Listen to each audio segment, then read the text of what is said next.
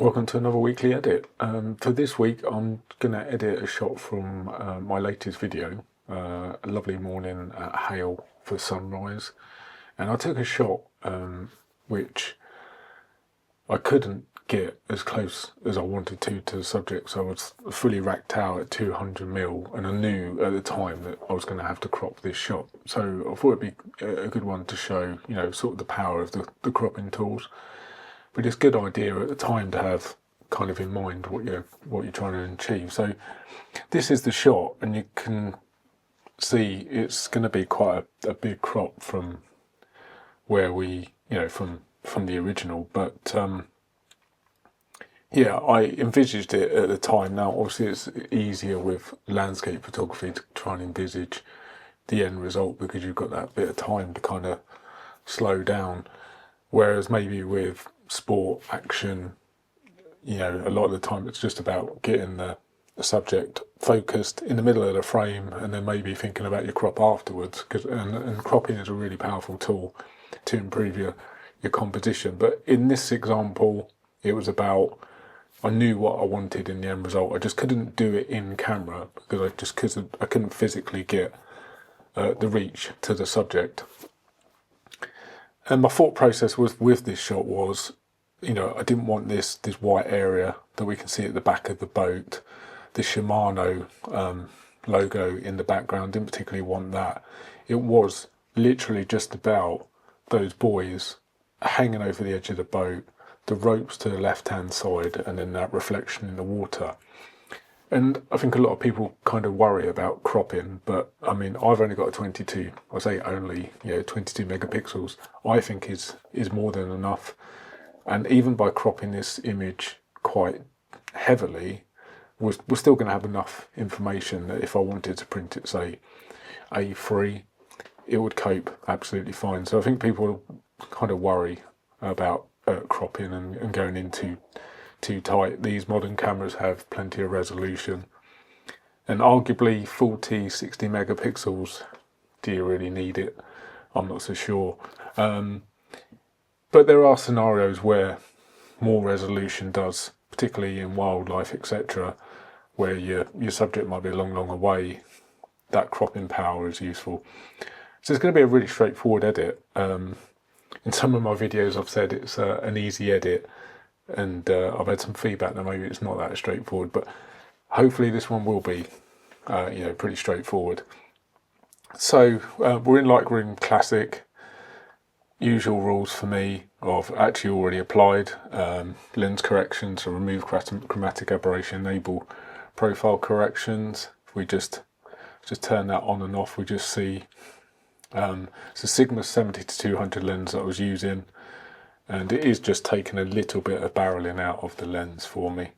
I don't think that lens suffers too badly with chromatic aberration. If normally you see it more towards the edges of the frame, it's not a contrasty shot. You will tend to see chromatic aberration more on a contrasty shot. So if we turn that off and back on, yeah, it's going to be quite hard to see, I think,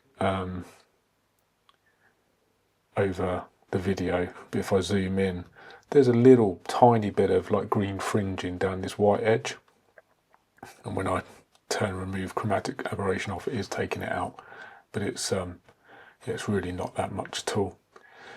I wouldn't normally crop necessarily straight away, but in this instance, because I know exactly what I want to achieve, I am going to go for a crop. So I'm going to press the crop tool, and to start with I'm going to stick to the original ratio of so for my camera that's a 3:2. I might change that depending on where I get to with the result, and straight away I can see that maybe the 3:2 is not going to work for what I had in mind, because I don't want to lose kind of the edge of the boat, and I want to leave some room at the top of these buoys, and I want to leave some room to the side here with these ropes hanging down, but I'm then not getting the full reflection in at the bottom. So maybe we need like a 4:3 type crop, so let's try that. So in the side here, under aspect ratio, we can just change you've got a load of default options, and then you can enter a custom option if you want. But I'm just going to try the 4:3 and see where that gets us, and straight away I can see, yeah, that is more kind of like it. I want all of that reflection in. Kind of, I'm thinking compositionally, yes, the boat is kind of through the middle in terms of where the reflection starts, but we almost kind of place the lettering on a third almost. And the same with the reflection of the buoys and that, they're kind of on the bottom third. So I think that kind of works. So I'm just going to press enter, and that's the crop that I'm after. So next, I'm just going to go into the basic panel, and I'm just going to look at my highlights, shadow areas. But, I did attempt to, I was working off of a tripod. I had time. I wasn't in a rush, so I could, make sure I got a sharp shot and get the exposure right. So I don't think it doesn't need an awful lot. It probably needs a bit of contrast adding, but overall we can see them from the histogram in the top right. We're not really clipping any highlights. We're not losing any shadow detail. So it's overall been well exposed. But we will just kind of play with some of the sliders and see what it does. So with the highlights we can get a little bit of detail back, but we don't need to go too far. And then shadows, don't want to. The problem with lifting the shadows too much is we lose contrast, so I'm not going to go too far with the shadows. And then ironically I'm going to add a bit of contrast back in. But yeah, I'm liking that already. I want to make a bit more of this reflection. I think I was quite drawn to the reflection. I think it adds a lot to the image. So I don't want to apply clarity and dehaze or texture to the whole image. I don't think it kind of needs it up the top, but I think there's more to be made of the reflection. So if I go into my masking tools, add a linear gradient, and I'm going to start from the bottom and go up. So I want to impact the reflection. So again, anything that's turning red in this instance, and you can change the color of the overlay to suit you. Maybe you want a yellow or green, but anything, it may depend on the image that you're working on. You may want to change the colour, because if you've got a predominantly red image, then a red mask is not going to help you. So you can change the colour of the mask. I find red works in most instances. But anything that's red, we're impacting. I'm just going to make that mask a bit lighter. I've gone a bit too dark with it. And now I'm going to go into, I can find it. Yeah, the effects area of the mask, and I'm just going to see what difference, adding a kind of bit of texture, bit of clarity, and a tiny bit of dehaze. And then while I'm here, I'm going to add another mask, linear. Because the buoys are quite light compared to the blue, there's a tendency for the eye to drift out of the top of the frame a little bit. So I'm just going to take a linear from the top, not too far down the image, and it's a really soft mask. That's indicated by kind of the distance here. We can affect the feather of the mask. What I'm going to do is just pull the exposure down ever so slightly, not drastically, somewhere like that, just to try and hold your eye in a little bit into the image. So overall, yeah, I'm liking that. And then I'll look at colour. So go back into my sort of edits panel, and if we go down, we've got the colour mixer, and I'm just thinking we can make more of those blues. So with I'm going to look at luminance first, so that's the brightness of the colour rather than the saturation. And I'm just going to tweak the lightness of that blue a little bit, and then go into saturation, and I might just bump the blues up a tiny bit. Yeah, like that. And you'll be surprised, but I am going to add a slight vignette. So I've gone back into my masking tools. what I did there was just Command minus to zoom out, because typically with a vignette I will go beyond the actual image itself. So create mask, radial, start somewhere in the middle like that, and then I need to invert it, so invert mask. It's a very soft, again we've got a big distance between the inner circle, the outer circle, that's what's giving us our feather. It's nice and soft. I can adjust that over here under radial gradient. I can adjust the feather, or I can do it on the mask itself by grabbing the handles and moving it. So that would be quite a harsh transition, and the closer we go in and the softer that feather is. We're going to see this over the right hand side. It's just two different ways of doing the same thing. We can do it over here, or we can do it on the mask itself. So I want it nice and soft, somewhere like that, and then just pull that exposure down a little bit and just contains your eye into the image.